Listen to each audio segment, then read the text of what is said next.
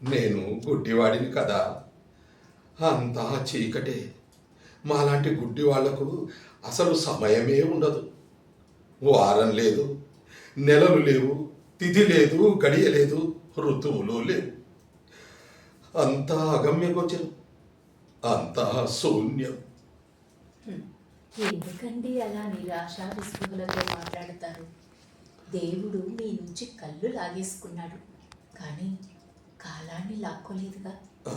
చీకటి పడగానే మీకు నిద్ర వస్తుంది, పగలు కాగానే మెలకువ వస్తుంది.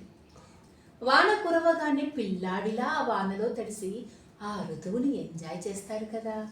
కానీ ముత్యపు చిప్పల్లా కురిసే ఆ నీటి బిందువులను చూడలేను కదా. 7 రంగుల్లో విరపూసే ఆ ఇంద్రధనస్సు అందాలను కళ్ళారా చూడలేను. పుట్టు గుడ్డి వాళ్ళతో పోల్చితే మీరు చాలా అదృష్టవంతులయ్యా. మీరు చిన్నప్పుడే అవన్నీ కళ్ళారా చూశారు. మీకు చిన్నప్పుడు కళ్ళు ఉన్నాయిగా. అవును, నువ్వు చెప్పింది నిజమే మీరమ్మ.